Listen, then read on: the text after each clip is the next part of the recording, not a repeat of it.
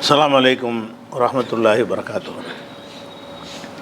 அன்பிற்குரிய சகோதர சகோதரிகளே, திருக்குர்ஆனில் இலக்கிய நயம் என்ற தொடர் நிகழ்ச்சியில் 10ஆம் நாளில் நாம் அமர்ந்திருக்கிறோம். நேரடி அர்த்தத்தில் பயன்படுத்தாமல் மாற்று பொருளில் பயன்படுத்துவதை நம்ம இலக்கியம் என்று சொல்கிறோம். அப்படி மாற்று பொருளில் பயன்படுத்துவதற்கு ஒரு நோக்கம், கூடுதலான ஒரு தத்துவம் இருக்கும் என்பதையும் விளக்கியிருக்கிறோம். அந்த வகையில் இலக்கியத்தில் இன்னொரு வகை இருக்கிறது. என்ன வகை என்று சொன்னால், சின்ன விஷயத்தை நம்ம மறுத்தோம்னு சொன்னால் அது பெரிய விஷயத்தை அது கட்டுப்படுத்தும் அப்படிங்கிறது எல்லா மொழிகள்லையும் இருக்கக்கூடிய ஒரு விஷயம். அதுக்கு உதாரணம் சொன்னால் தான் உங்களுக்கு விளங்கும். 17வது அத்தியாயத்தில் 23வது வசனத்தில் அல்லாஹ் சொல்கிறான், பெற்றோர்களுக்கு பிள்ளைகள் எப்படி நடக்கணும் என்று சொல்லக்கூடிய ஒரு வசனம். அதில் என்ன செய்கிறான்னா, கலா ரப்புக்க அல்லா தாபுது இல்லா ஐயாஹு, அவனை தவிர யாரையும் நீங்கள் வணங்கக்கூடாது என்று இறைவன் கட்டளை இடுகிறான். ஒபில் வாலிதைனி எஹசானா, பெற்றோருக்கு உபகாரம் செய்ய வேண்டும் என்றும் கட்டளை இடுகிறான். இம்மா எப்ளுகன்ன இந்தக்கல் கிபர் அகதுகுமா கிலாகுமா, பெற்றோர்களில் இருவரில் ஒருவரோ உன்னிடத்தில் ஒரு முதுமையை அடைந்து விட்டால் ஃபலா தக்குல்லகுமா உஃபின், அவர்களை சி என்று சொல்லாத, ஒலா தன்ஹர்ஹுமா, அவங்கள விரட்டாத, ஒக்குல்லகுமா கவுலன் கரீமா, மரியாதையான பேச்சே அவங்கள்ட்ட பேசு அப்படின்னு சொல்லி பிள்ளைகளுக்கு தந்தை சொல்லக்கூடிய ஒரு அறிவுரை மாதிரி அல்லாஹ் இதில் சொல்கிறான். இதில் பெற்றோர்களை சி என்று சொல்லாதன்னு அல்லாஹ் சொல்கிறான். ஒரு மனிதன் இன்னொரு மனிதனுக்கு செய்கிற துன்பத்தில் சின்னது சீங்கிறது தான். அடிக்கிறதுலாம் பெரிய விஷயம். அடிக்கிறது, விரட்டுறது, சாப்பாடு போடாமல் இருக்கிறது, அந்த மாதிரி விஷயங்கள்லாம் பாரதூரமான விஷயம். சீன்று கூட சொல்லக்கூடாதுன்னு சொன்னால் இதிலேருந்து நம்ம என்ன வழங்கலாம்? அடிக்கக்கூடாதுன்னு வழங்கலாம்ல. அடிக்காதுன்னு இதில் இல்லை. பெற்றோரை அடிக்கலாமான்னு அடிக்கக்கூடாது. ஏன் அடிக்கக்கூடாது? சீயே சொல்லக்கூடாத. சீன்று சொல்வது பெரிய பாதிப்பு ஏற்படுத்தாத, அதை கூட சொல்லக்கூடாதுன்னு தடுத்தாங்கன்னு சொன்னால், சின்ன விஷயங்களே தடுக்கப்பட்டுச்சின்னு சொன்னால் பெரிய விஷயங்கள் கண்டிப்பாக அந்த தடை இருக்கும். இது ஒரு இலக்கிய வகை. இதில் நேரடி அர்த்தத்தை மட்டும் நம்ம எடுக்க மாட்டோம். சி என்று சொல்லாதேன்னா குறைஞ்சபட்சம் அதை சொல்லக்கூடாது, தவிர அதை விட மேலானது நீ செய்யவே கூடாது. இதுவே செய்யக்கூடாது என்று சொன்னால் அதை விட கடுமையானது, அதை விட பாரதூரமான விஷயங்களை நம்ம செய்யக்கூடாது. அப்போ பெற்றோர்களை அடிக்கிறது, உதைக்கிறது, இன்னும் பலவிதமான வகையில் அவங்களை தொல்லைப்படுத்துறதுக்குள்ள அந்த பெற்றோருக்கு கொடுக்குற தொல்லையிலேயே குறைஞ்சபட்ச தொல்லை இதான். குறைஞ்சபட்சம் இது என்ன? சீன்னு சொல்கிறது. சீங்கிறத கூட சொல்லாத அப்படின்னு சொன்னோமே, ஆனால் அதை தாண்டி உள்ள விஷயங்களை செய்யக்கூடாதுன்னு ஒரு அர்த்தம் வரும்.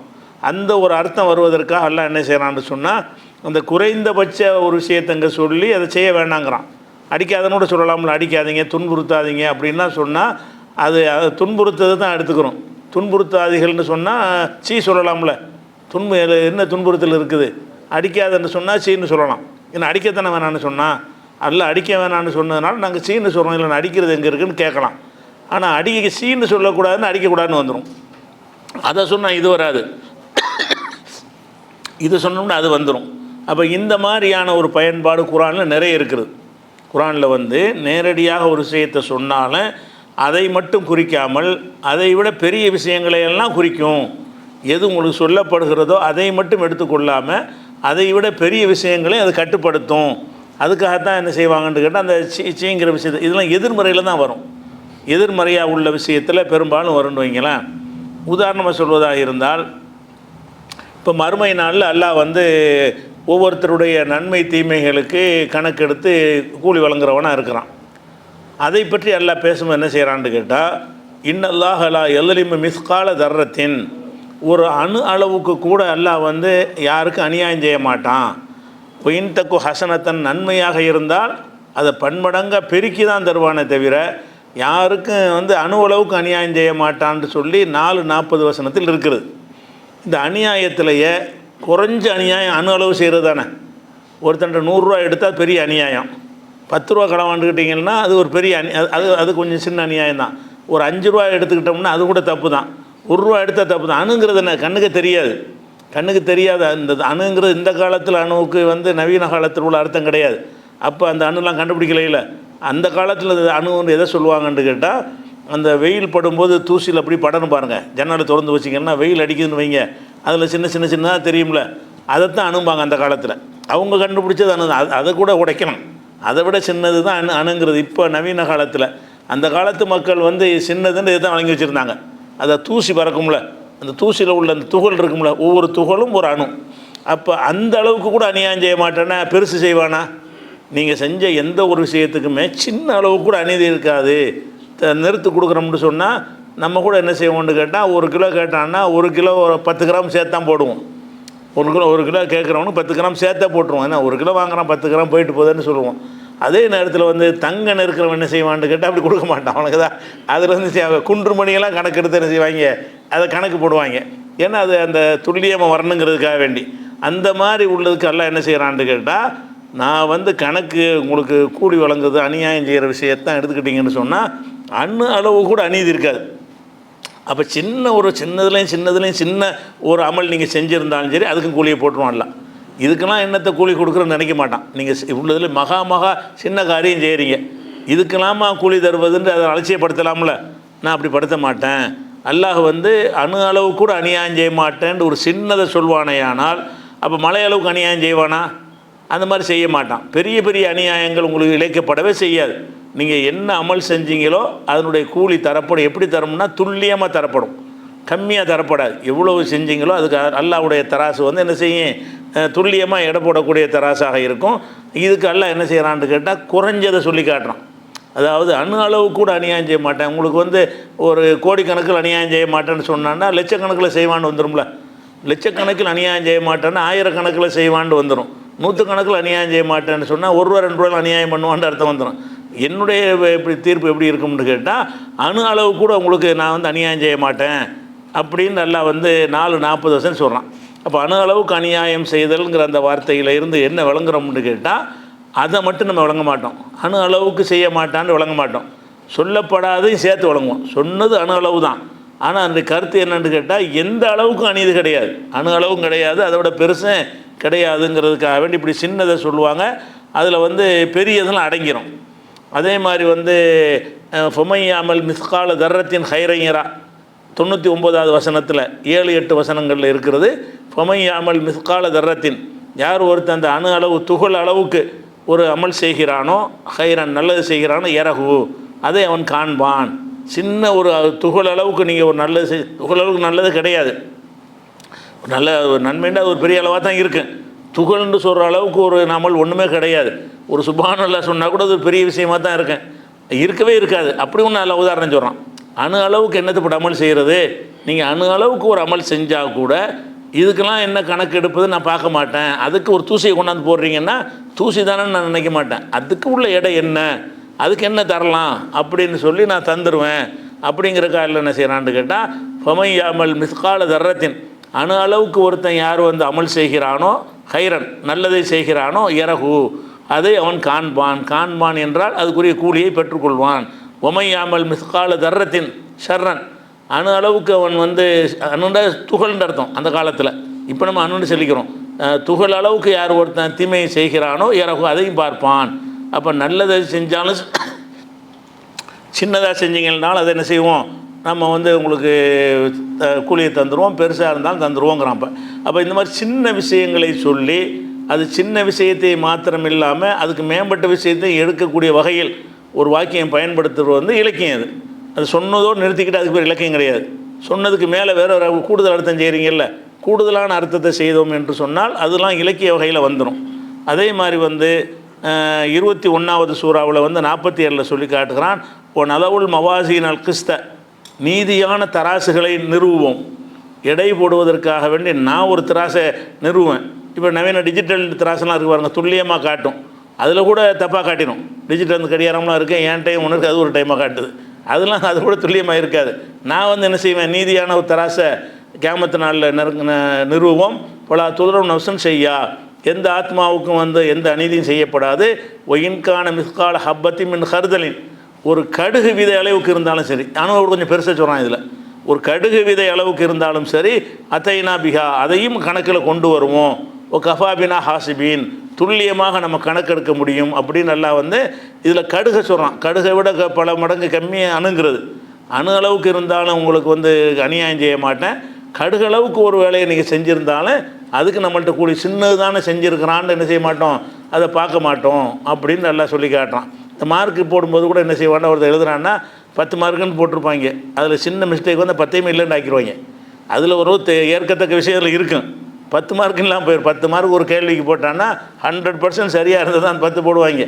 அந்த 10க்குள்ளேயே ஒரு பல விஷயங்கள் சரியாக இருக்கும், பேசிக் மொத்தத்தில் வந்து தப்பாக போயிடுச்சுன்னு வைங்க, அவன் சைபரை போட்டு விட்ருவான். அல்ல அப்படி செய்ய மாட்டான். அதில் உள்ளதில் இவனுக்கு எதுக்கெல்லாம் கூலி கொடுக்கலாம், எதெல்லாம் சிந்திச்சிருக்கிறான், கரெக்டாக பார்த்துருக்கிறான்னு சொல்லி அல்லாஹ்வுடைய கூலி அமைந்திருக்கும்னு இதை சொல்கிறத பார்க்குறோம். அதே மாதிரி வந்து இந்த பேரிச்சம்பழத்துடைய கொட்டை இருக்கு பாருங்களேன், அதுக்கு எதாவது மதிப்பு இருக்கா? அதை அல்லாஹ் சொல்லி காட்டுறான். உங்களுக்கு வந்து பேரிச்சம் கொட்டை அளவு கூட உங்களுக்கு அநீதிழைக்கப்படாது. அலம் தர இல்லல்லதி சக்கூன் அம்புசகம், தங்களை தாங்களே தூய்மையாக்கி கொள்கிறார்களே, பரிசுத்தவான்கள் என்று எண்ணி கொள்கிறார்களே, நபி அவர்களை நீ பார்க்கவில்லையா? பலில்லாஹு யுசக்கி மையஷா, அல்லாஹு தான் நாடியவர்களை பரிசுத்தமாக்கும். ஒவ்வொருத்தரும் என்ன செய்கிறான்னா, நான் தான் பரிசுத்தம் நினச்சிக்கிட்டு இருக்கிறான். ஒவ்வொரு மனுஷன்ட்ட என்ன இருக்குன்னா, நமக்கு பர்ஃபெக்டாக இருக்கிறோம், நம்ம தான் கரெக்டு, நம்ம ஜமாத் தான் கரெக்டு, நம்ம வாழ்க்கை தான் கரெக்டுன்னு இயக்கத்தை பற்றி சங்கத்தை பற்றி அவனுடைய தன்னை பற்றியெல்லாம் பெருசாக நினைக்கிறாங்க. அதுக்கு அல்லாஹ் கண்டிக்கிறான். பலில்லாஹு யுசக்கி மையஷா, அல்லாஹ் தான் நாடியவர்களை வந்து பரிசுத்தவான் ஆக்குறானே தவிர உங்களை நீங்களே பரிசுத்தமாக்கி கொள்ளக்கூடாதுன்னு சொல்லிட்டு உலா யுதுரமுன ஃபத்தையிலா, அவங்க ஒரு பேரிச்சம் கொட்டை அளவு கூட அவங்க என்ன செய்ய மாட்டாங்க, அநீதிழைக்கப்பட மாட்டார்கள் அப்படின்னு சொல்லி அல்லாஹ் வந்து இதை சொல்லி காட்டுறான். அது இது மாதிரி விஷயங்கள்லாம் என்னென்னு கேட்டால், அந்த சின்ன விஷயங்களை சொல்லி பேரிச்சம் கொட்டை அளவுக்கு கொட்டையில் ஒரு தோல் மாதிரி இருக்கும், அந்த அளவு கூட அநீதிழைக்கப்பட மாட்டார்கள்ங்கிற வார்த்தையெல்லாம் அல்லாஹ் போடுறான். இதெல்லாம் எதை காட்டும்னு சொன்னால், இது வந்து சின்னதை சொல்வதில் இருந்து பெருசு அடங்கிறேன்.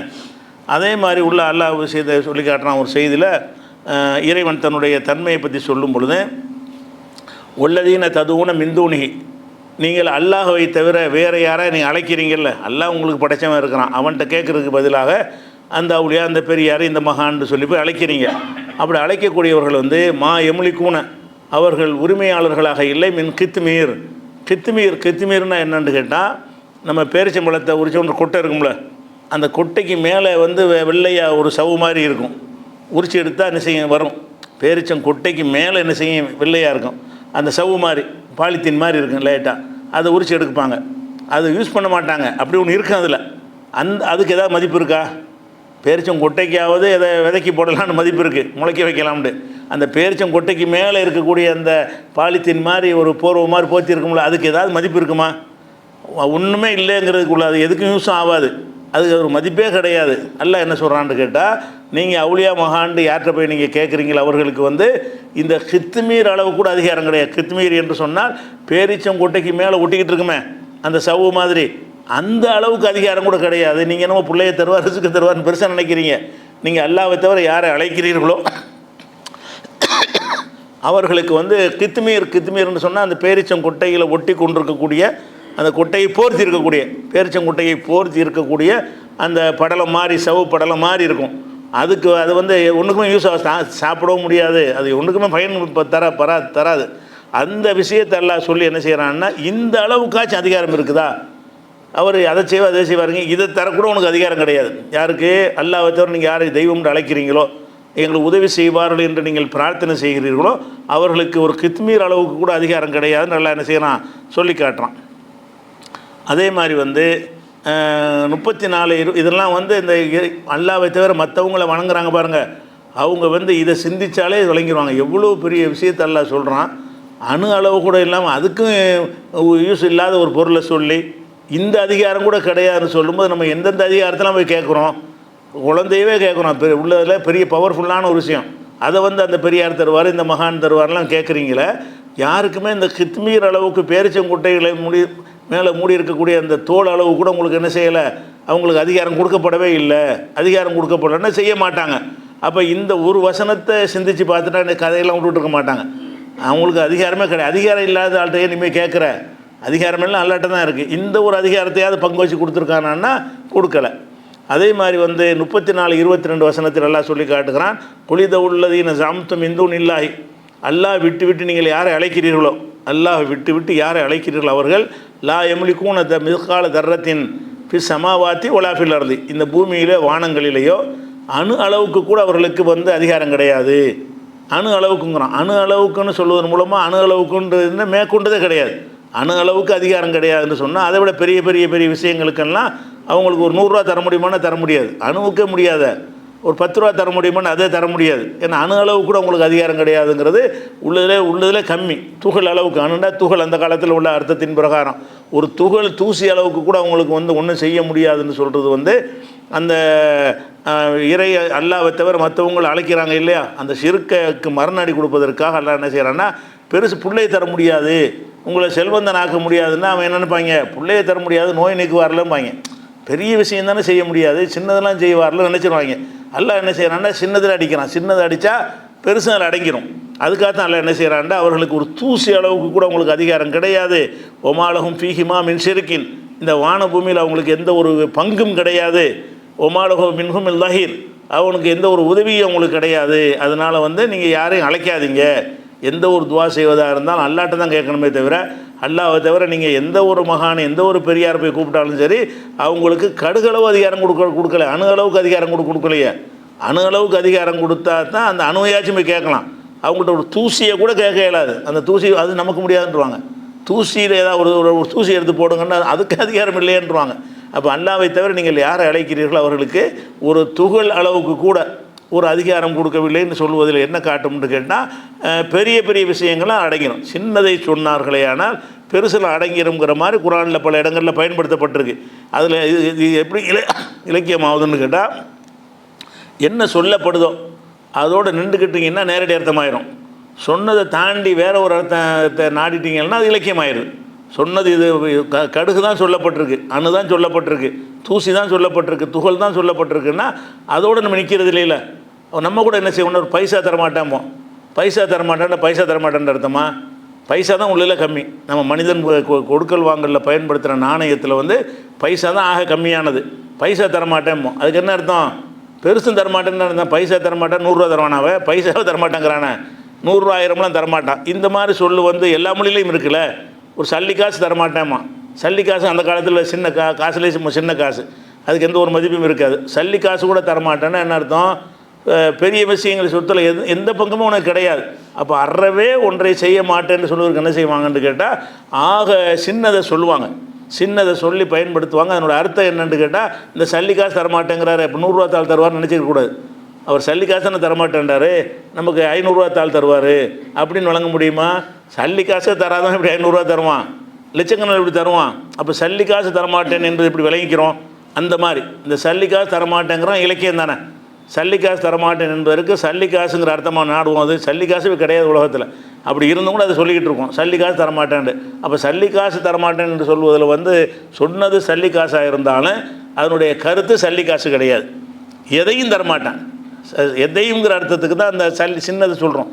எதையுங்கிற அர்த்தம் வந்துடுன்னு வைங்களேன். இந்த மாதிரி போட்டோம்னு சொன்னால் எதையுங்கிறதுக்காக வேண்டி எந்த ஒன்றையுமே உலகத்தில் உள்ள அனைத்தையும் எடுத்துக்கொள்ளும். எதையும் நான் உனக்கு தரமாட்டேன் அப்படிங்கிறதுக்கு தமிழில் கூட இருக்கா இல்லையா? இந்த மாதிரி தான் அரபிலையும் இருக்குது. அந்த ஸ்டைலெல்லாம் என்ன செய்யறான், சில செய்திகளை அது மாதிரி சொல்லி காட்டுறான்.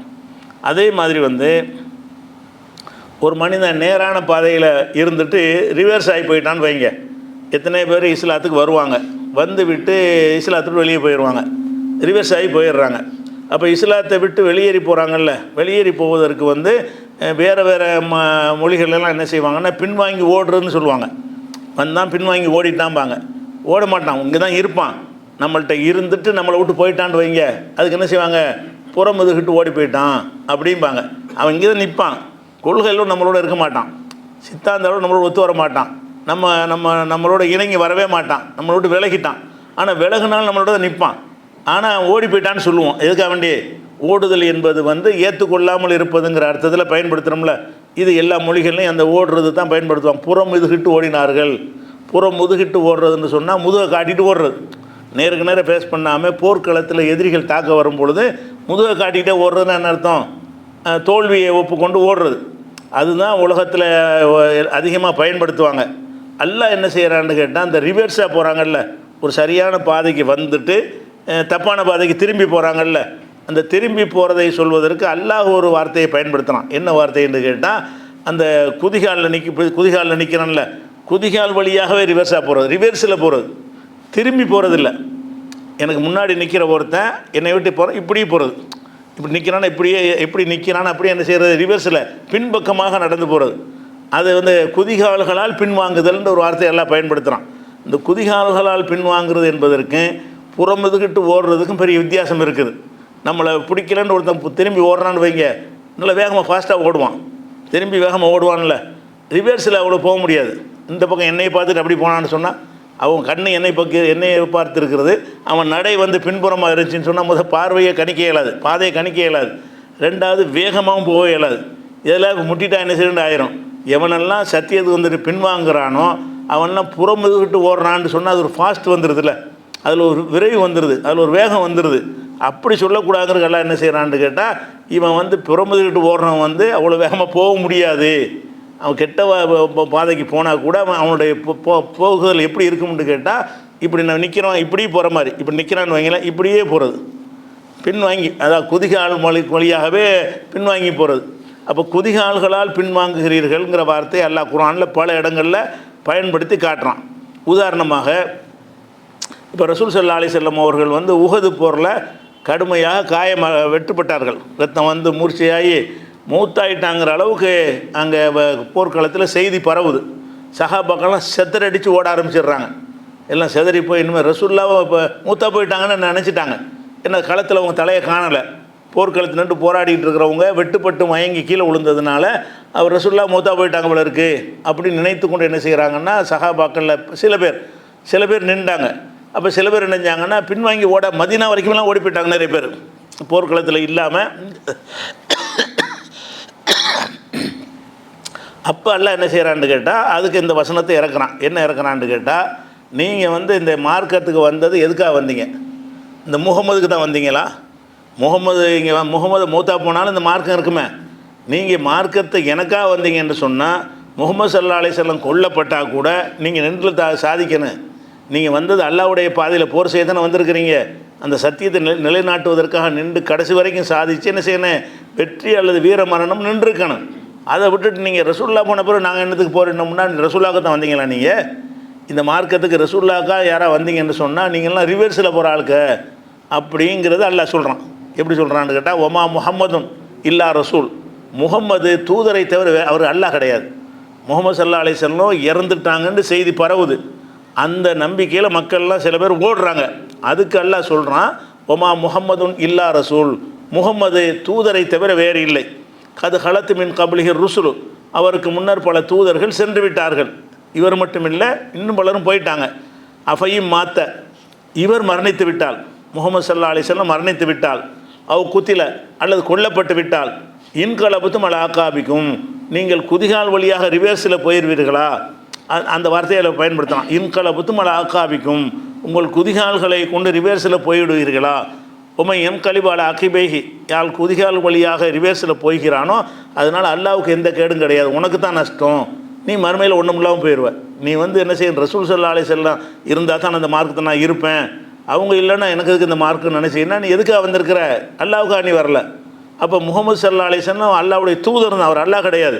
அதுக்கு தான் அல்லாஹ் சொல்கிறான், உமா முஹம்மதுன் இல்லா ரசூல், முகமது அவர்கள் வந்து தூதரை தவிர வேறு இல்லைன்னா என்ன அர்த்தம்? இறைவன் இல்லைன்னு அர்த்தம். அவர் கடவுள் கிடையாது, அவருக்காக நீ வரல. சொர்க்க நரக தவறாக தரப்போகிறாரு, நானில் தீர்மானிக்க போகிறேன், எனக்காக தான் நீ வந்திருக்கிற, எனக்காக நீ வந்தாயானால் கடைசி வரைக்கும் நின்று நீ சாதிக்க வேண்டும் அப்படிங்கிறத சொல்லும் பொழுது அதுக்கு உள்ள வார்த்தை யார் திரும்பி போகிறாங்கல்ல அவங்களுக்கு எல்லாம் என்ன வார்த்தையை பயன்படுத்துகிறான்னு கேட்டால், நீங்கள் எப்போ வந்து நீங்கள் அந்த கொள்கை விட்டு மாறி தடம் மாறுறீங்களோ, குதிகால்களால் பின்வாங்கி போகிற மாதிரி ஒரு உதாரணம் காட்டி ரிவர்ஸில் போகிறீங்க. அந்த ரிவர்ஸில் போவதற்கு எல்லாம் என்ன செய்கிறான்னா, குதிகால்களால் பின்வாங்கிறதுங்கிறான். எதுக்காக சொல்கிறான்னு கேட்டால், ரிவர்ஸில் அவ்வளோ வேகமாக உங்களுக்கு போக முடியாது.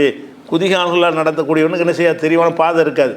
புறமுதுகிட்டு ஓடுறவனுக்கு கூட பாதை தெளிவாக இருக்கும், தப்பிச்சு ஓடினா கூட என்ன செய்வான், எங்கிட்டாவது ஒரு பாதையை நோக்கி தான் ஓடுவான். இப்படி போகிறவனுக்கு என்ன, நான் இப்படி முதுகு பக்கமாக நான் ஒன்று வைங்க, எனக்கு என்ன தெரியும், எங்கே வேணாலும் போய் இடிச்சிக்கிறேன், அப்படி தானே நீங்கள் போவீங்கன்னு காட்டுறதுக்காக வேண்டி அந்த வார்த்தை எல்லாம் இது 144வது வசனத்தில் இருக்கிறது. அதே மாதிரி வந்து இப்போ ரசூல் ஸல்லல்லாஹு அலைஹி வஸல்லம் காலத்தில் வந்து அந்த கிப்லாவுடைய அதாவது இந்த உம்மத்தை பற்றி எல்லாம் சொல்லி காட்டுறான். அதாவது கிப்லாவை முதல்ல வந்து ஆரம்பத்தில் மக்காவில் இருக்கிற வரைக்கும் காபாவை நோக்கி தொழுதாங்க. மக்காவில் இருக்கிற வரைக்கும் காபத்துல்லாவை நோக்கி ரசூலுல்லாஹ் தொழுதார்கள். மதீனாவுக்கு வந்த உடனே ஒரு 17 மாதம் வரைக்கும் என்ன செஞ்சாங்கன்னு கேட்டால் ஜெருசலத்தை நோக்கி தொழுதாங்க. பைத்துல் முகத்தஸுங்கிறோம்ல, அந்த மஸ்ஜிதுல் அக்ஸா அதை நோக்கி தொழுதாங்க. அல்லாஹ்வுடைய கட்டளைப்படி தான் தொழுதாங்க. தொழுதுட்டு அதுக்கப்புறம் என்ன செஞ்சாங்கன்னு கேட்டால், ஏன் அப்படி தொழுதாங்கன்னு கேட்டால், மதீனா ஃபுல்லாக யூதர்கள் தான் வியாபித்து இருந்தார்கள். அவர்கள் நமக்கு நெருக்கமான மார்க்கத்தில் இவர் இருக்கிறாரு அப்படின்றது கருத வேண்டும் என்பதற்காக வேண்டி அல்லாஹ் என்ன செய்கிறான்னா, நம்ம கிபிலா பக்கம் இவர் தொழுகிறாரு, நம்ம எதை கிபிலாவாக நினைக்கிறோமோ அதை இவரும் கிபிலாவாக நினைக்கிறாருன்னு சொன்னால் ஒரு விதமான ஏற்றுக்கொள்ளக்கூடிய தன்மை வரும்ல மன ரீதியாக. அதுக்காக என்ன செய்கிறாங்கன்னா, ஒரு 17 மாத காலம் மதீனாவுக்கு வந்த பிறகு பைத்துல் முகத்தஸை நோக்கி மஸ்ஜிதுல் அக்ஸாவை நோக்கி என்ன செஞ்சாங்க, தொழுதாங்க. அதுக்கு பிறகு அல்லாஹ் என்னச்சுன்னா மாற்றிட்டான், நீ இங்கே திரும்பிடு, மஸ்ஜிதுல் ஹராமின் பக்கம் உன்னுடைய முகத்தை திருப்புங்கிறத செஞ்சிட்டான். இதை செஞ்ச உடனே இப்போ இருக்கிற உறுதியான ஆளுக்கு கரெக்டாக இருந்துருவாங்க. கொஞ்சம் தடுமாறுற ஆளுக்கு என்ன செய்வாங்கன்னா அவங்களுக்கு குழப்பத்துக்கு ஆளாவாங்க. என்ன குழப்பம், இங்கே இருக்கும்போது அதை நோக்க சொல்கிறாரு, கொஞ்ச நாளைக்கு இதை நோக்க சொல்கிறாரு, மறுபடியும் அங்கே நோக்க சொல்கிறாரு, என்னடான்னு சொல்லிட்டு இப்போ ரசூல் சொல்கிறத பின்பற்ற வேணான்ற மாதிரி ஒரு உறுதியாக ஒன்று சொல்ல வேண்டியதானே இவர் என்ன அன்றைக்கி ஒன்று சொல்கிறாரு, இன்றைக்கி ஒன்று சொல்கிறாரு, மறுபடியும் அதுக்கு திரும்புகிறாரு. ஒன்று சொல்லிவிட்டு மாற்றிட்டு மறுபடியும் அதுக்கு திரும்பினா என்ன செய்யும், இந்த மாதிரி நடந்தால் உலகத்தில் என்ன செய்வாங்க, பின்பற்றக்கூடியவர்கள் மத்தியில் ஒரு குழப்பம் ஏற்படும், ஒரு மன தளர்வு ஏற்படும். ஏன் இவர் காபத்துல்லாவை நோக்கணும், இங்கேயும் ஆரம்பத்தில் அதை செஞ்சிட வேண்டியதானே, 17 மாதம் அங்கே திரும்புகிறாரு, மறையதுக்கு இங்கே திரும்புகிறாரு அப்படின்னு சொல்லுவது அது வரும்ல, அது கேள்வி. அதுக்கு அல்லாஹ் என்ன செய்கிறான்னு கேட்டால், இதை நான் எதனால் இதை செஞ்சேன்னு கேட்டால், ரசூலு என்ன சொன்னாலும் கேட்குறவன் யார், அல்லது இவர் என்ன அப்படி செய்கிறாரு அவர் என்ன இப்படி செய்கிறாருங்கிறோம் யார், இதை கண்டறியணுங்கிறது தான். ரசூல்னு அல்லாஹ்வுடைய தூதருக்கு ஒரு அதிகாரம் இருக்குது. அப்போ அல்லாஹ்வுடைய தூதர் வகையில் தான் அவர் செயல்படுறாருங்கும் போது நீ ஓயும் விருப்பத்துக்கு என்ன முடிவு எடுக்கிற, நீ என்ன கேள்வி கேட்குற. அவர் அல்லாஹ்வுடைய கட்டளை பிரகாரம் அங்கே தொழுவு சொல்வார், திரும்பி இங்கே தொழுவு சொல்வார், மறு அங்கே தொழுவு சொல்வார். அவர் எத்தனை தடவை உன்னை திரும்ப சொன்னாலும் நீ கட்டுப்படணும், அப்போ தான் ரசூலை பின்பற்றவன். அப்போ இதை சொன்னவர் யார், மனிதர் தலைவர் மாதிரி நினைக்கிறாங்க. ஒரு மனிதருடைய தலைவராக இருந்தால் அந்த மாதிரி என்ன சந்தேகங்கள் வரும். ஒரு சாதாரண ஒரு தலைவர் என்ன செய்கிறாரு, இந்த கட்சியில் கூட்டணிங்கிறார், நாளைக்கு அந்த கட்சி கூட்டணிங்கிறார், மாதிரி அந்த கட்சி கூட்டணினார்னு வைங்க, இருக்கிறவனா நொந்து போயிடுவான். என்ன அவருக்கு வேலையாக போச்சுன்னு, ஏன் மனிதன் எடுக்கிற முடிவு தானே, அவனாக எடுக்கிற முடிவுங்கிறதுனால அவன் சிந்திக்கிற மாதிரி இவனுக்கு சிந்திக்க உரிமை இருக்குது. ஆனால் இந்த இஸ்லாமிய முடிவுலாம் மனுஷன் எடுக்கிற முடிவா இல்லை, அந்த கிபிலாவை நோக்குறது அல்லாஹ்வுடைய முடிவு தான். 17 மாதம் பைத்துல் முகத்தஸை நோக்குனது அல்லாஹ்வுடைய முடிவு தான், திரும்ப காபத்துல்லாவை நோக்குனது அல்லாஹ்வுடைய முடிவு தான். அப்போ அதை நம்பி தானே இஸ்லாத்துக்கு வந்திருக்கிறீங்க. லா இலாஹ இல்லல்லான்னு ஏற்றுக்கிட்டு முகமது ரசூல்லான்னு ஏற்றுக்கொண்டு வந்தீங்க. அல்லாஹ்வுக்கு எல்லா அதிகாரம் இருக்குன்னு ஒத்துக்கிட்டு தானே வர்றீங்க. முகமது சொந்தமாக சொல்ல மாட்டார், அல்லாஹ்வுடைய ரசூலாக இருக்கிறதுனால அல்லாஹ்வுடைய சொல்லத்தான் சொல்லுவார்னு ஏற்றுக்கொண்டு தானே வந்தீங்க. வந்ததுக்கு பிறகு இங்கிட்டு போச்சேன் அங்கிட்டு போ, அங்கிட்டு போச்சேன் அங்கிட்டு போ, மர அங்கிட்டு போச்சேன் அங்கிட்டு போ, அதில் நீ கொஸ்டின் பண்ணக்கூடாது அப்படிங்கிறத சொல்கிறதுக்கு அல்லாஹ் என்ன செய்கிறான்னு கேட்டால், இந்த கிப்லாவை ஒமா ஜால்னல் கிப்ல தல்லத்தி குன்த அலைஹா, ஏற்கனவே இருந்த கிப்லாவை எதற்கு நம்ம மாற்றணும் என்று சொன்னால் அல்லாஹ் சொல்லி காட்டுறான். எதுக்கு மாற்றணும் என்று சொன்னால், இல்லாலி நாலமமை எத்தபி ஒரு ரசூலை பின்பற்றுபவன் யார் என்பதை கண்டறிவதற்காக, மிம்மை என் கழிபால் அகிவைஹி, குதிகால் வழியாக ரிவேர்ஸில் போவான அவனிடமிருந்து பின்பற்றக்கூடியவர்களை பிரித்தறிவதற்காக. எத்தனை பேர் ரிவேர்ஸில் போகிறான், எத்தனை பேர் அதில் உறுதியாக நிற்கிறான். அல்லாஹ்வுடைய ரசூல் சொன்னால் சரியாக இருக்கும். லட்சம் தடவை மாற்றட்டுமே, அவரை மாற்றலை, இல்லை அல்ல தானே மாற்றினான். முகமது ஸல்லல்லாஹு அலைஹி வஸல்லம் எதை மாற்றினாலும் அவர் சொந்தமாக மாற்றலை. இன்ஹுவ இல்லா வஹய்யுஹா, அவர் பேசுகிறது எல்லாமே அறிவிக்கப்படுற வகையை தவிர வேறு இல்லை அப்படின்னு நம்பி தான் நீங்கள் இந்த மார்க்கத்துக்கு வந்திருக்கிறீங்க.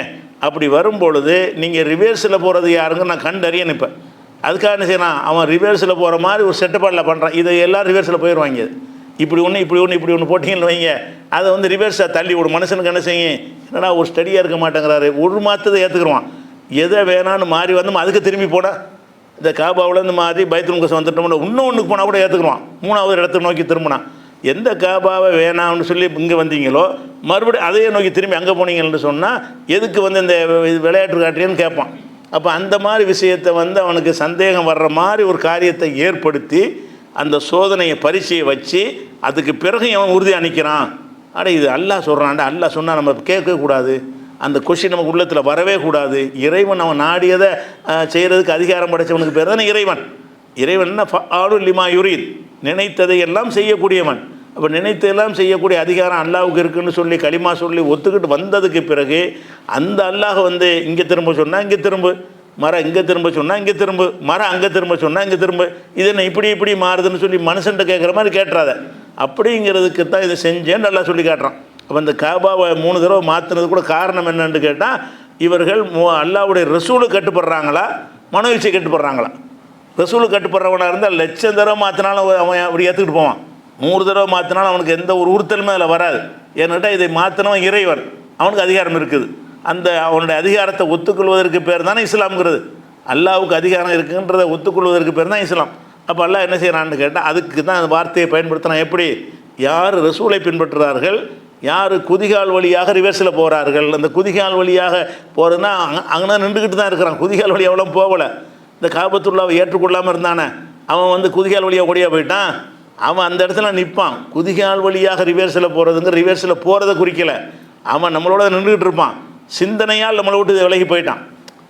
இந்த இதுக்கு நான் ஏற்றுக்கிற மாட்டேன், இந்த கிபிலா மாற்றத்தை எனக்கு ஒத்துக்கிற முடியலைன்னு சொல்கிறான்னு வைங்க. அவனுக்கு எல்லாம் பயன்படுத்துகிற வார்த்தை என்னென்னு கேட்டால் ரிவர்ஸில் போகிறாங்க. எங்கே ரிவர்ஸில் போனான்? இப்படி தான் நின்றுட்டு இருக்கான். ரிவர்ஸில் போகலையே, ரிவர்ஸில் போகணுன்னு அவசியம் கிடையாது. அந்த முடிவை மறுத்துட்டாலும் ரிவர்ஸில் போயிட்டான். அப்போ முடிவை மறுக்கிறான் என்பதற்கு தான் அந்த வாசகத்தை எல்லாம் பயன்படுத்தினானே தவிர இப்படி ரிவர்ஸை நம்ம பார்த்துட்டு போய்கிட்டு இருந்தாங்கிறது காட்டலை. ரிவர்ஸில் கூட நம்ம என்ன செய்வோம், சும்மா ஒரு விளையாட்டு போட்டு ரிவர்ஸில் போவோம். அது கெட்டதா? அது ரிவர்ஸில் போகிறது ஓட்டப்பந்தயம் வைப்பாங்கல்ல, பின்னோக்கி போகிறதுக்குன்னு சொல்லி அப்படி ஒருத்தன் போகிறான், ரிவர்ஸில் போயிட்டான்னு சொல்லுவோம். அது அந்த இது குறிக்கவே இல்லை. இது ரிவர்ஸில் போகிறதுங்கிறது வந்து சில இடங்களில் போகலாம், அது தவறு ஒன்றும் கிடையாது. ரிவர்ஸ் போக வேண்டிய இடத்தில் போகலாம். ஆனால் ரிவர்ஸில் போவதுங்கிறது எதுக்கு அல்லாஹ் சொல்கிறான்? அந்த கொள்கையில் மாறுவது அர்த்தமே தவிர அவன் பின்னங்கால் வழியாக திரும்பி நடக்கிறதுங்கிற அர்த்தம் கிடையாது. அப்படி நடக்காமல் இருந்தாலும் இதை மறுத்துட்டான்னா நீ வந்து ரிவர்ஸில் போய்கிட்டு இருக்கிற அப்படின்றதுக்காக இந்த வார்த்தையை எல்லாம் பயன்படுத்துகிறான். இது வந்து 2:143 இருக்கிறது. அதே மாதிரி வந்து இப்போ 3:149 இருக்கிறது. யாயுள்ளதி நாமனும், நம்பிக்கை கொண்டவர்களை இன் துத்திய உள்ளதீன கஃபரு, நீங்கள் நிராகரிக்கும் மக்களுக்கு நீங்கள் கட்டுப்பட்டீர்களே ஆனால் எருதூக்குமலை ஆக்காபிக்கும், உங்களை வந்து ரிவர்ஸில் தள்ளிவிடுவார்கள். அவங்க சொல்ல கேட்டிங்கன்னா உங்களை வந்து ரிவர்ஸில் தள்ளி விடுவார்கள். பந்தால் கழிவு ஹாசரீன், நீங்கள் நஷ்டமடைந்து விடுவீர்கள்னு வார்த்தையிலே அதே மாதிரி பயன்படுத்தினான்லாம். இதே மாதிரி வாசகத்தை வந்து 6:71, அதே மாதிரி வந்து 23:66, அதே மாதிரி வந்து 2:140 இவ்வளோ வசனங்களே எல்லாம் என்ன செய்கிறான்னு கேட்டால் ரிவர்ஸில் போகிறவர்கள்னு ஒரு வார்த்தையை பயன்படுத்தணும். அப்படி வைங்களேன், ரிவர்ஸில் போகிறவர்கள்ங்கிற அர்த்தம் வந்து ரிவர்ஸ்லேயே போகிறதுன்னு அர்த்தம் கிடையாது. அவன் ரிவர்ஸில் போகாமல் இருந்தாலும் சரி தான். அல்லாஹ்வுடைய ரசூல் சொன்னதை கேட்கலன்னா ரிவர்ஸில் போயிட்டான்னு அர்த்தம். அல்லாஹ்வுடைய ரசூல் சொன்ன எந்த ஒரு விஷயத்துக்கும் கட்டுப்பட மறுத்துட்டான்னு சொன்னால் அவன் இதே இடத்துல உட்காந்துக்கிட்டு இருந்தாலும் சரி அவன் ரிவர்ஸில் போயிட்டான்னு அர்த்தம். அப்போ ரிவர்ஸில் போகிறதுங்கிறதுக்கு நேரடி அர்த்தம் என்ன? இந்த இடத்த விட்டு கடந்து பின்பக்கமாகவே போயிடுறதுக்கு பேர் தான் ரிவர்ஸில் போகிறது. ஆனால் அல்லாஹ் இந்த வார்த்தை எதுக்கு பயன்படுத்துகிறான்? அதுக்கு பயன்படுத்தலை. ரிவர்ஸ்லாம் போக மாட்டாங்க, இங்கே தான் இருப்பானுவோ, நம்ம சொல்ல கேட்க மாட்டாங்க. நம்ம சொல்ல கேட்க ஒரு தாய் இருக்காங்க, பிள்ளைக்கு ஒரு கட்டளை இடுறாங்கன்னு வைங்க, அந்த பிள்ளை கேட்க மாட்டாங்கிறான், வீட்டில் தான் உட்காந்துட்டு இருப்பான். அவன் ரிவர்ஸில் போகிறான். அதனால் அர்த்தம் ரிவர்ஸில் எங்கே போகிறான், இந்த உட்காந்துருக்கான்னு கூட சொல்லக்கூடாது. ஏன்னா ரிவர்ஸில் போகிறதுங்கிற பின்வாங்கி போகிறது என்பது வந்து அந்த நேரடி அர்த்தத்தில் சொல்லப்படலை. இது ஒரு இலக்கிய அர்த்தத்தில் சொல்லப்படுதுங்கிறதுக்காக வேண்டி அப்படி ஒரு வார்த்தை எல்லாம் பயன்படுத்துகிறான். இதுவும் ஒரு இலக்கியம் தான். அதே மாதிரி வந்து சில விஷயங்களை வந்து ரசூல் ஸல்லல்லாஹு அலைஹி வஸல்லம் அவர்கள் பிரச்சாரம் செய்வதற்கு அல்லாஹ் வந்து பல கட்டளை எடுக்கிறான்.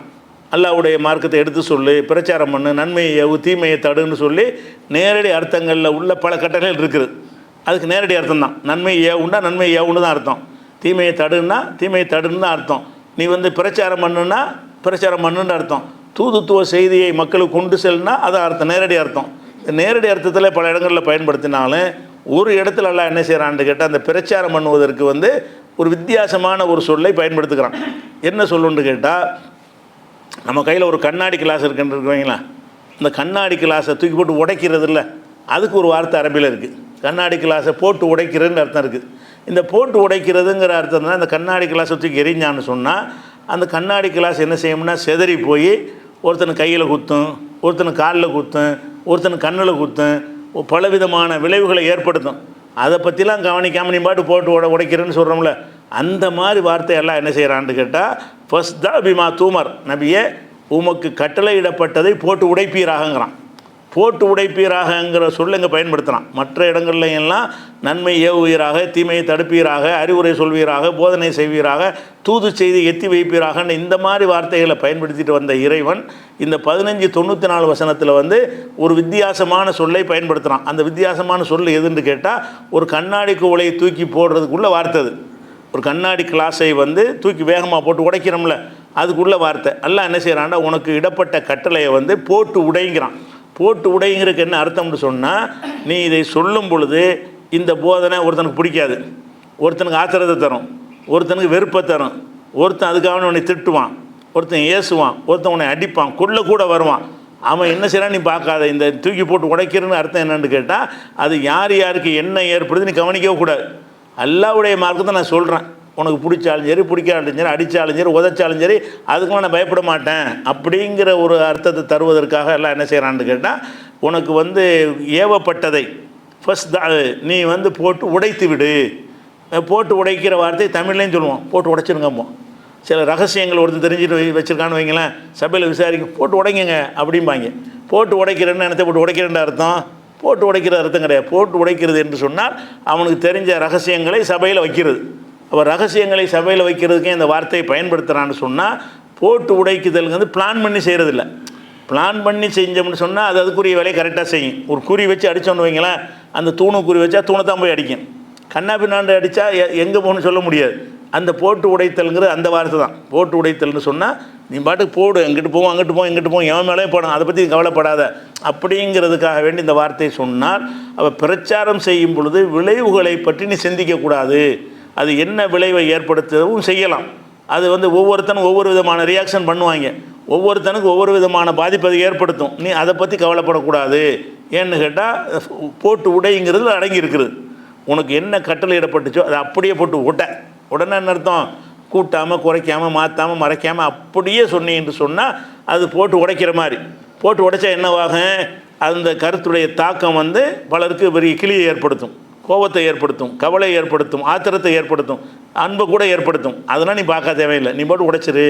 அப்போ இந்த போட்டு உடை, கண்ணாடி கிளாஸை போட்டு உடைங்கிற வார்த்தையை பயன்படுத்துவாங்கள்ல, இந்த போட்டு உடைத்தல் தமிழ்லையும் இருக்கிறது. போட்டு உடைத்தல்ங்கிறது, அந்த போட்டு உடைத்தல்ங்கிறது வந்து பூட்டி வைத்திருந்த செய்தியை வெளிப்படையாக தயவுதாட்சியம் பார்க்காம சொல்வதற்கு அந்த வார்த்தையை நம்மளும் பயன்படுத்துகிறோம். அதே மாதிரி குர்ஆன்லையும் என்ன செய்கிற இந்த வார்த்தையை நல்லா பயன்படுத்துகிறான். அதே மாதிரி வந்து ஒரு மனிதன் அடிமையாக இருக்கான்னு வைங்க, அடிமையாக இருக்கிறவனை அடிமைக்கு அரபியில் ஒரு வார்த்தை இருக்குது, அபுதுங்கிற வார்த்தை இருக்குது. அடிமைன்னு அபுதுன்னா என்னது? அடிமை. அந்த காலத்தில் வந்து மனிதர்கள் அடிமையாக வச்சுருந்தாங்க. வேறு வழி இல்லாமல் இருந்துச்சு. இஸ்லாம் கொஞ்சம் கொஞ்சமாக அது இல்லாமல் ஆக்கி ஒரு நூற்றாண்டுக்குள்ளே உலகத்தில் அடிமை இல்லாமல் ஆக்கிருச்சு. ஆனால் ஆரம்ப காலத்தில் என்ன இருந்துச்சுன்னு சொன்னால், அடிமைங்கிற ஒரு முறை போர்க்களம் நடக்கும், சண்டை போடுவாங்க, எதிரிகளில் பிடிச்சவன அவனை அடிமையாக வச்சுக்கிடுவாங்க. நம்மளை பிடிச்சி அவன் அடிமையாக வச்சுக்கிடுவான். அவனை போய்னா ஜெயிலு கட்டி உணவு போட்டு கஷ்டம். அது சிறைச்சாலையெல்லாம் கட்டி எதிரி நாட்டு படைகளை கைது செஞ்சோம்னு சொன்னால், அரசாங்க பொறுப்பில் வச்சுக்கிட்டோம்னு சொன்னால் அவனுக்கு சோறெல்லாம் கொடுக்கணும். அந்த காலத்தில் ஜெயில் முறைகள், அதுக்குரிய பட்ஜெட்டு பணங்கள்லாம் கிடையாது. அதனால் என்ன செய்வாங்கன்னு கேட்டால், போர்க்களத்தில் எதிரிகள் பிடிக்கப்பட்டாங்கன்னு சொன்னால் அதில் உள்ள ஒரு ஆள் பிரித்து கொடுத்துருவாங்க. ஒரு 50 பேர் கைதிகள் பிடிப்பட்டால், இந்த கைதி நீ வச்சுக்க, இந்த கைதி நீ வச்சுக்க, இந்த கைதி நீ வச்சுக்கன்னு. அதனால் அடிமை வர்றது. அடிமைங்கிறது போர்க்களத்தில் சண்டைக்கு வர்றவன் அடிமையாக இருப்பான். சண்டைக்கு வந்தவர்களை வந்து அவனை வந்து கொன்றுவாங்க பொதுவாக. அப்படி கொள்ளாமல் அடிமையாக வைத்து கொள்ளக்கூடிய ஒரு முறை வந்து எல்லா சமுதாயத்திலும் அன்றைக்கு இருந்தது. அதன் அடிப்படையில் அடிமையாக இருந்தாங்க. இந்த அடிமைக்கு உள்ள சொல் என்னன்னு அப்துங்கிறது. அப்துன்னா வந்து அல்லா அப்துல்லான்லாம் சொல்கிறோம்ல, அல்லாவுடைய அடிமைன்னு, அந்த அப்து தான். அப்துங்கிற வார்த்தை தான் அடிமைக்கு உள்ள வார்த்தை.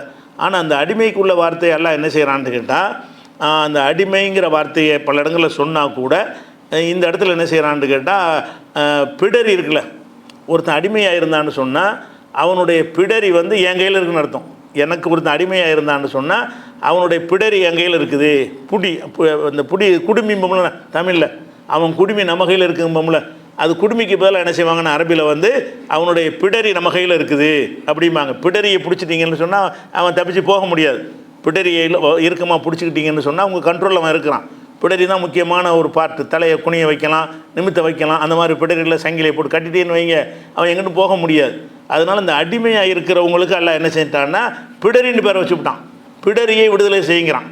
அல்லாஹ் வந்து அடிமையை விடுதலை செய்கிறதுக்கு என்ன செய்கிறான்னு கேட்டால், தஹரீரு ரகபத்தின், ஒரு அடிமையை விடுதலை செய்யுங்கள் அப்படிங்கிறதுக்கு பதிலாக ஒரு பிடரியை விடுதலை செய்யுங்கள்ங்கிறான். எதுக்கு பிடரிங்கிறான்னு கேட்டால், அடிமையாக இருக்கிறவன் வந்து தன்னுடைய முழு அதிகாரத்தையும் அடுத்தவங்க கையில் ஒப்படைச்சிடறான். அவனுக்கு எந்த சுதந்திரம் இல்லாமல் போயிடுது. பிடரியை கொடுத்துட்டான்னு சொன்னால் அப்புறம் அவனுக்கு எங்கே அசைய முடியாமல் போயிடும். அதுக்காக குரானில் என்ன செய்கிறான்னு கேட்டால், அந்த அடிமையை விடுதலை செய்கிறது இடத்துல பூராமல் என்ன வரும்னு கேட்டால், ஒரு அடிமையை அப்த விடுதலை செய்யுங்கள்னு சொல்லாமல் தஹரீரு ரகபத்தின், ஒரு அடிமையை ஒரு மனுஷன் வந்து ஒரு மனிதனை அநியாயமாக தவறுதலாக கொலை செஞ்சிட்டான்னு வைங்க. வேணும்னு கொலை செஞ்சான்னு சொன்னால் கொலைக்கு கொலை அல்லது இழப்பீடு கொடுக்கணும். தவறுதலாக கொலை செஞ்சிட்டான்னு வைங்க, தவறுதலாக கொலைன்னு சொன்னால் ஏதோ ஒரு மானை வந்து சுட்டுறான், மனுஷன் மேலே பட்டுருச்சு, ஒரு அம்பை எடுத்து எய்கிறான், அது என்ன செஞ்சு ஒரு தலையில் போட்டு அவன் செத்து போயிடான், அவன் கல்லை விட்டு எறிகிறான், எவன் தலையில் பட்டு அவன் செத்து போயிட்டான். அவனை கொல்லுவதற்காக அவன் செய்யலை, அல்லது சும்மா அடித்தான் செத்து போயிட்டான். கொல்றதுக்காக அவன் அடிக்கலை, ஏதோ கோபத்தில் வாங்கி அரைஞ்சான், அந்த நேரத்தில் அவனுக்கு முடியணும்னு இருந்திருக்கு, சுருண்டு விழுந்துட்டான். இது வந்து என்னென்னு கேட்டால் தவறுதலாக நடந்த கொலை. கொலைக்கு உரிய கருவியை பயன்படுத்தினா தான் கொலை செஞ்சான்னு சொல்லுவோம். கொலைக்குரிய கத்தி அருவாளை வச்சு துப்பாக்கி வச்சு சுட்டான்னு சொன்னால் நான் வந்து சுடணும்னு நான் செய்யலைன்னு சொல்ல முடியாது. அதுக்குள்ள சாதனை தானது. அந்த கருவி வந்து சாவடிக்கிறதுக்குள்ள சாதனம் தான். கைனால் அடிக்கிறது கொள்றதுக்கு அவனை அடிப்பான், நான் கொல்ல நினச்சான்னா கைனாலே அடிப்பான். ஆனால் சில பேர் ஒரு தட்டுறனால செத்துருவாங்க. சில பேர் என்ன செய்வாங்க, சும்மா தலையில் ஒரு தட்டுறணும் நாள் போயிடுவான். ஆனால் இந்த கொலை எந்த கணக்கில் வரேன், தவறுதலாக செய்த கொலையில் வரும். தவறுதலாக கொலை செஞ்சு அவனுக்கு மரண தண்டனை கொடுக்க முடியாது. ஒருத்தனை சும்மா தள்ளி விட்டு செத்து போயிட்டான்.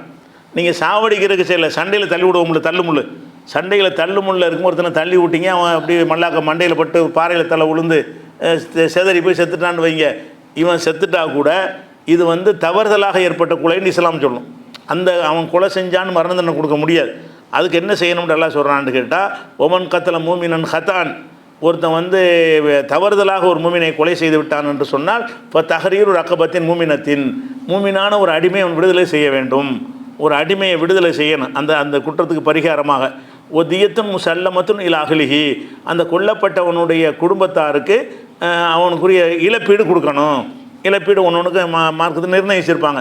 அந்த இழப்பீடு நீ கொடுத்துடணும். அந்த கொலை செய்யப்பட்டவனுக்கு அவனுடைய வயசு, அவனுடைய தேவைகள், அவன் குடும்பத்தாருடைய இதெல்லாம் பார்த்து ஒரு தொகையை அரசாங்கம் நிர்ணயிப்பாங்க.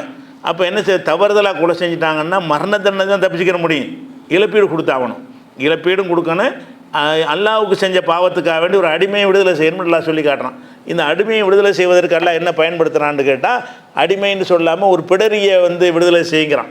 இப்போ தஹரீரு ரகபத்தின், ஒரு பிடரியை உன் கைப்பிடியில் இருக்கக்கூடிய வந்து பிடரியில் விடுதலை செய்யுங்கிறான். பிடரியை கொண்டு கருத்து என்னன்னு கேட்டால் மனுஷன்தான் அர்த்தம். இந்த ஒரு விஷயத்தை நம்ம பார்க்குறோம். அதே மாதிரி வந்து நீங்கள் இன்னொரு விஷயம் என்னென்னு கேட்டால், 5வது சூறாவில் 89வது வசனத்துலலாம் என்ன சொல்கிறான்னு கேட்டால், நம்ம சத்தியம் பண்ணுறோம்ல, அல்லா மேலே சத்தியமாண்டு ஒன்று சொல்லிட்டோம்னு சொன்னால் நிறைவேற்றி ஆகணும். சும்மா சத்தியம் வார்த்தையை பயன்படுத்துவாங்க. அதெல்லாம் அல்லாவுடைய சத்தியத்தில் வராது. சத்தியமாக தருவேன் இதெல்லாம் என்ன இல்லை, அல்லா மேலே உள்ள சத்தியத்தில் வராது. அல்லா மேலே சத்தியமாகன்னு சொல்லணும். அல்லா மேலே சத்தியமாக உனக்கு நான் இதை தருவேன், அல்லா மேலே சத்தியமாக உனக்கு வந்து 1 லட்ச ரூபா தருவேன், அப்படி ஏதோ ஒன்று வாக்குறுதி கொடுக்குறான்னு வைங்க. இப்போ அல்லா மேலே ஒரு சத்தியம் பண்ணி செஞ்சிட்டான்னு சொன்னால் அதை நிறைவேற்ற அவசியமாயிரும். சும்மா சொன்னால் நிறைவேற்றுறது வலியுறுத்த ஆர்வமூட்டப்பட்ட விஷயமா இருக்கும். அல்லா மேலே சத்தியம் பண்ணிட்டீங்கன்னு சொன்னால் நிறைவேற்றிய தீரணும். அப்போ நிறைவேற்ற தீரணும்னு சொன்னாலும் அது ஏழுமா எல்லாத்துக்கும். ஒரு ஆர்வக்கோளாறு சத்தியம் பண்ணி விட்ருவான். ஆர்வக்கோளாறில் நான் 1 லட்ச ரூபா அல்லாவுக்காக அல்லா மேலே சத்தியமாக தர்றேன்றான். அந்த நேரத்தில் தரலாம்னு நினச்சிருப்பான், ஏதோ வரும் அந்த காசு வரும்னு நினச்சிருப்பான் போல இருக்குது. அந்த காசு எதிர்பார்த்த காசு வரலைன்னா அவன் செய்ய முடியாமல் போயிடும். சத்தியத்தை பண்ணுனா நிறைவேற்றி ஆகணும்னு சொன்னாலும் மனிதனுக்கு எப்படி சொன்னதெல்லாம் நிறைவேற்ற முடியும்? அல்லாஹ்க்கு தானே முடியும். மனிதன் என்னத்தான் நீங்கள் சத்தியம் பண்ணி சொன்னாலும், சத்தியம் பண்ணாலும் வானத்தை 10 ரூபா வந்துடுமா?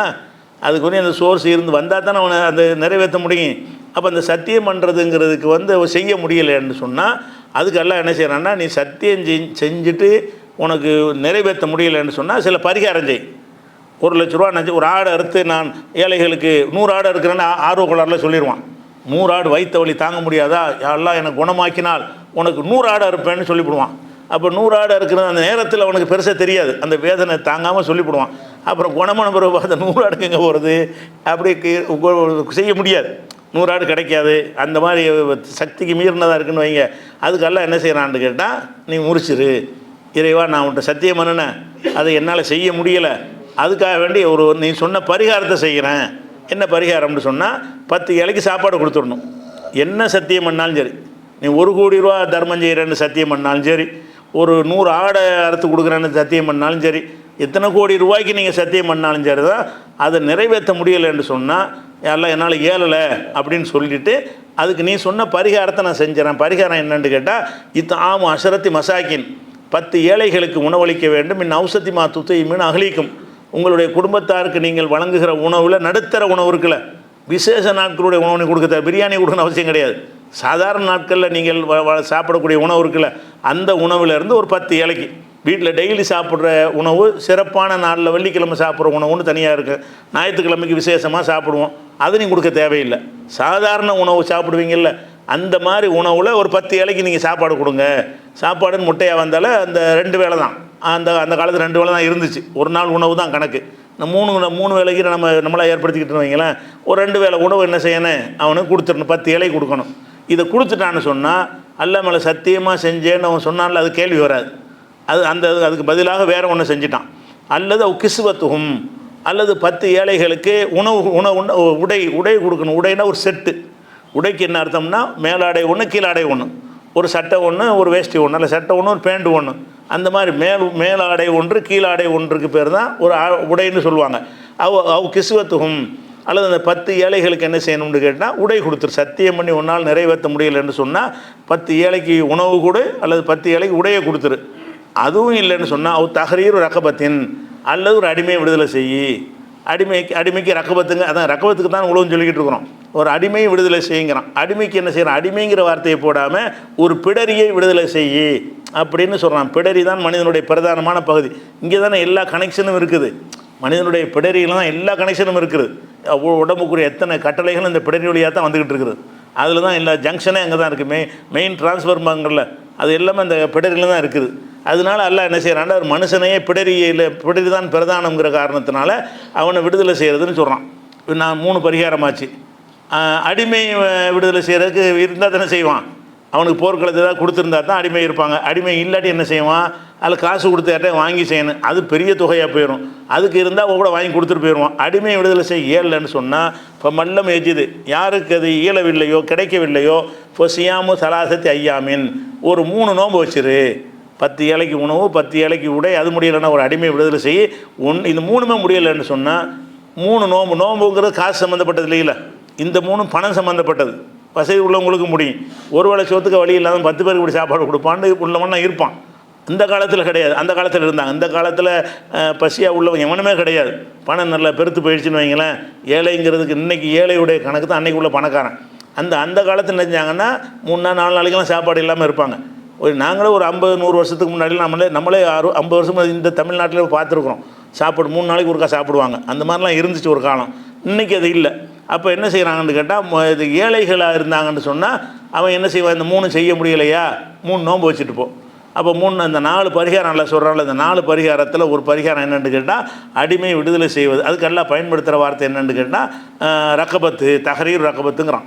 அதே மாதிரி ரசூலுல்லாஹ்வுடைய காலத்தில் என்ன செய்வாங்கன்னா, மனைவிமார்களை விவாகரத்து செய்கிற சட்டம் வரலை, இஸ்லாத்தில் வரலை.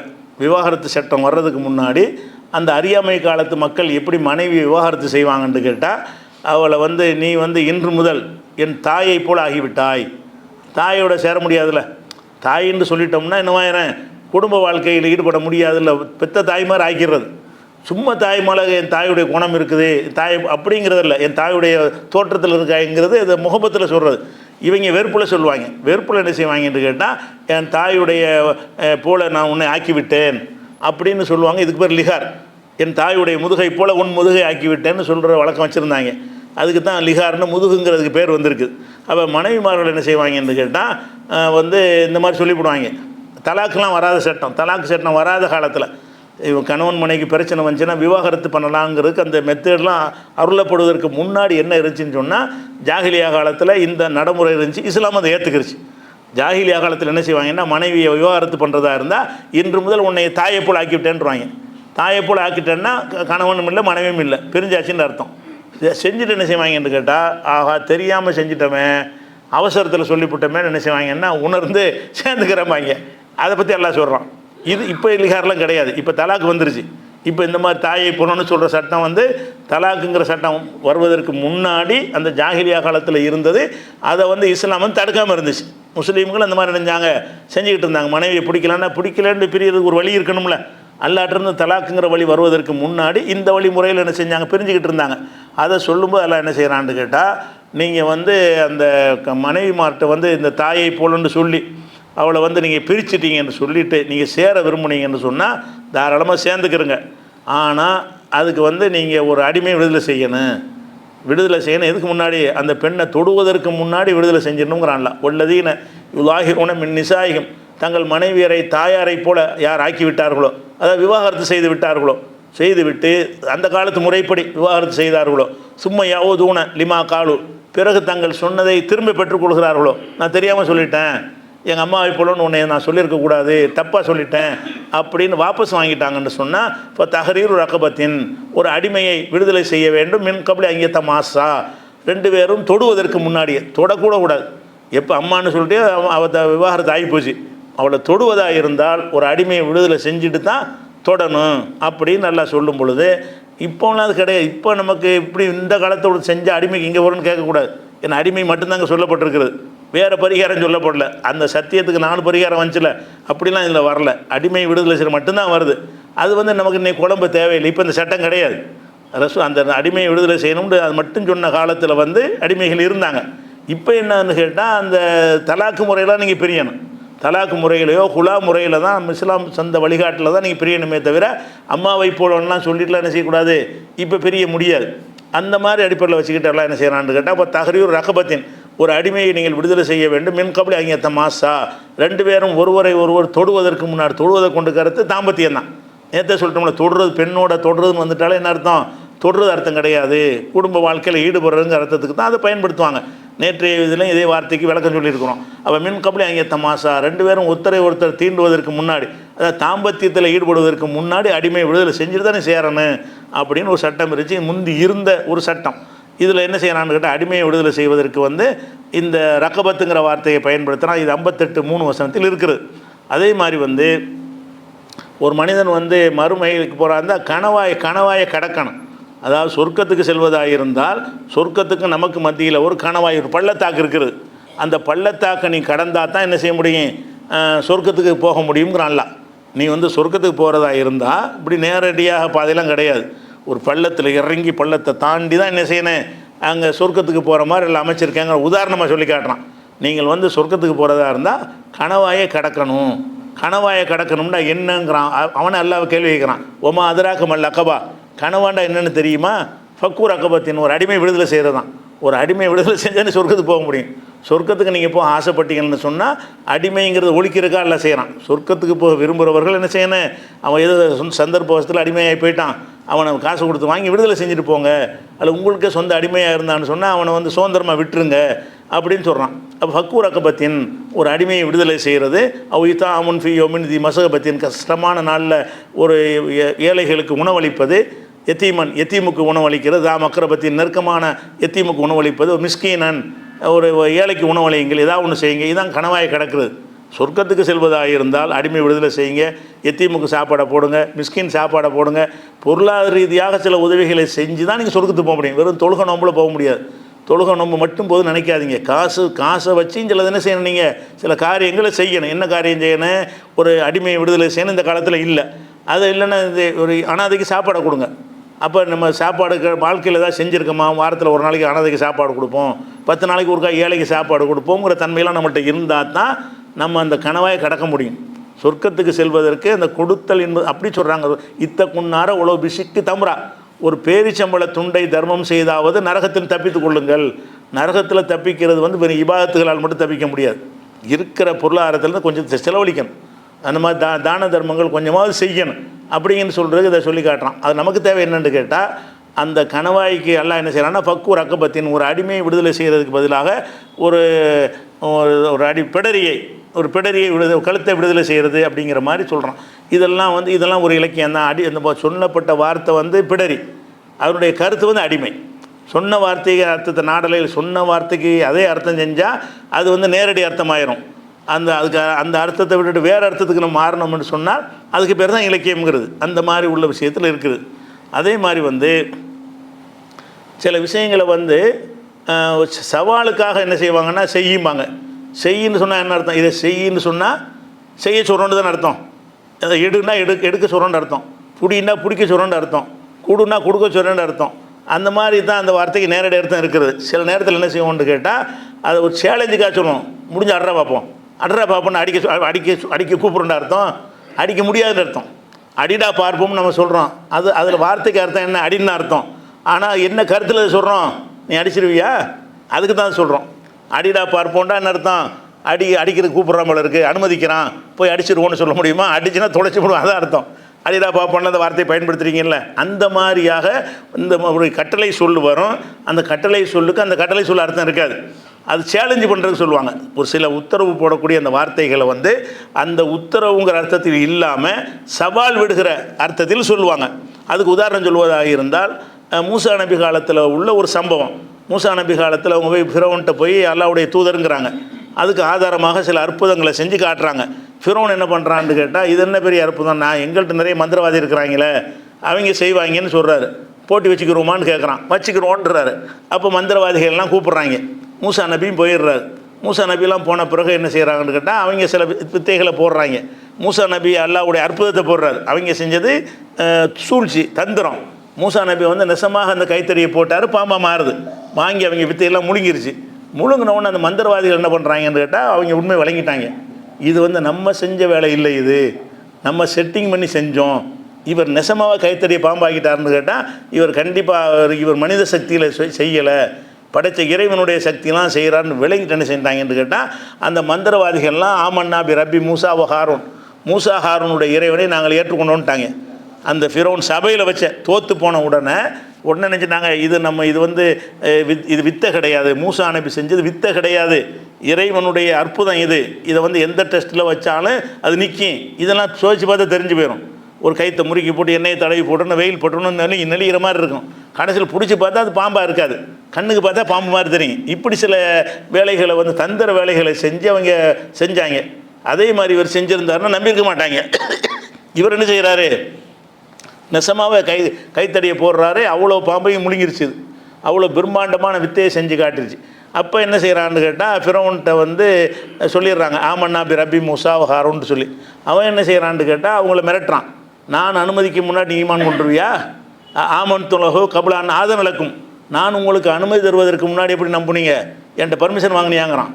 நீங்கள் தோத்துட்டா கூட எப்படிடா நீங்கள் ஏற்றுக்குருவீங்க அப்படின்னு சொல்லிட்டு, அதனால் என்ன செய்வான்னு கேட்டால், லவ் கத்தியன் ஐதியக்கும் அர்ஜுலக்கும் இன் ஹிலாஃபின், உங்களுக்கு மார்கால் மார்கை வெட்டுவேன். மார்கால் மார்கைன்னா வலது கை இடது கால், அல்லது இடது கை கிராஸாக, இந்த பக்கம் கை அந்த பக்கம் கால், அல்லது இந்த பக்கம் கை அந்த பக்கம் கால், கிராஸாக வெட்டுறது இருக்குல்ல, அதுக்கு பேர் தான் மார்கால் மார்கைங்கிறது. உங்களை வந்து நான் மார்கால் மார்கை வெட்டுவேன், உங்களை காலி பண்ணிடுவேன்னு அவங்க சொல்கிறான். அப்போ என்ன செய்கிறாங்கன்னு கேட்டால், அந்த மக்கள் சொல்கிறாங்க, என்ன சொல்கிறாங்கன்னு கேட்டால், யாரே இந்த சூனியக்காரர்கள் வந்தாங்கல்ல, கொஞ்ச நேரத்துக்கு முன்னே இஸ்லாத்தை ஏற்றுக்கிட்டாங்க, அந்த மக்கள் சொல்கிறாங்க, காலு அவங்க சொன்னாங்க, லன்னூசிரக்காக ஜானாமிரல் பையினாத்தி, எங்கள்கிட்ட இந்த மூசா கொண்டு வந்த அற்புதங்கள் அத்தாட்சி இருக்குல்ல, அதை விட உன்னையும் நாங்கள் ஏற்றுக்கிற மாட்டோம், அவர் பெரிய விஷயத்தை செஞ்சு காட்டிட்டாரு, இப்போ உன்னை எப்படி நான் ஏற்றுக்குருவோன்னு சொல்லி ஃபிரௌன்ட்ட சொல்கிறாங்க. அதே மாதிரி சொல்லிட்டு என்ன செய்கிறாங்கன்னா, ஃபொக்கலிமான் தகால், நீ என்ன செய்யணுமோ செய்து கொள், இன்னுமா தக்கலி ஹாதிகள் ஆயாத்த துன்யா, இந்த துன்யாவில் தான் நீ தீர்ப்பளிப்பாய். அப்போ என்ன செய்யுமோ செய்யுங்கன்ட்டு பர்மிஷன் கிடையாது, செய்டா பார்ப்போங்கிறது தான். அதுக்கெல்லாம் பயப்பட மாட்டோன்னு அர்த்தம். என்ன ஃபொக்கலி கட்டளை சொல்லு மாதிரி இருக்கும். அது கட்டளை சொல்லுங்கன்னா விரும்பி என்னை அடிச்சிருங்க அந்த அர்த்தம் கிடையாது. முடிஞ்சதை பாடுறா, உன்னால் ஏண்டதை பாருங்கிறதுக்கு தான் சொல்கிறாங்க. ஃபொக்கலி மாந்த காலில், நீ எதை முடிவெடுக்க இருக்கிறாய் இதை முடிவெடுத்துக்கொள், இந்த மிரட்டலங்கள்கிட்ட வச்சுக்கிற வேண்டாம் அப்படின்னு சொல்லி என்ன செஞ்சாங்கன்னு கேட்டால், அவங்க வந்து அந்த மிரட்டுறதுக்கு தான் அவன் சொல்கிறான். நாங்கள் மிரள மாட்டோங்கிறதுக்கு இதை சொல்கிறாங்க அவங்க. நீ மிரட்ட நீ பார்க்குற, நாங்கள் மிரள மாட்டோம், நாங்கள் பயப்பட மாட்டோம் என்பதற்கு தான் என்ன செய்கிறாங்க, நீ விரும்புதுன்னா செஞ்சுக்கன்னு சொல்கிறாங்க.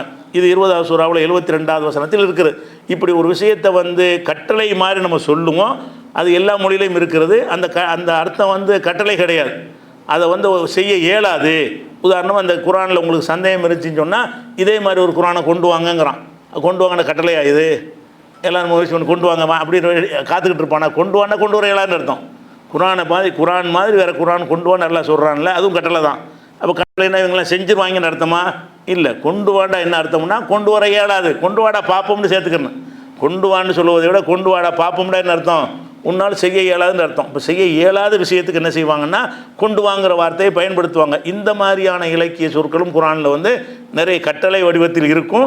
அது கட்டளை வடிவத்தில் வந்து அந்த காரியத்துக்கு செய்ய அனுமதிக்கிற மாதிரி இருக்காது, அதை மறுக்கிற மாதிரி, அதை எதிர்கொள்கிற மாதிரி அர்த்தத்தில் இருக்கு, நேர் மாற்றமான அர்த்தத்தை தரக்கூடியதாக இருக்கும் என்பதை பார்க்குறோம். இது மாதிரி இன்னும் பல இலக்கியங்கள் இருக்குது. இன்ஷா அல்லாஹ் அடுத்த நாளில் பார்க்கலாம். அஸ்ஸலாமு அலைக்கும்.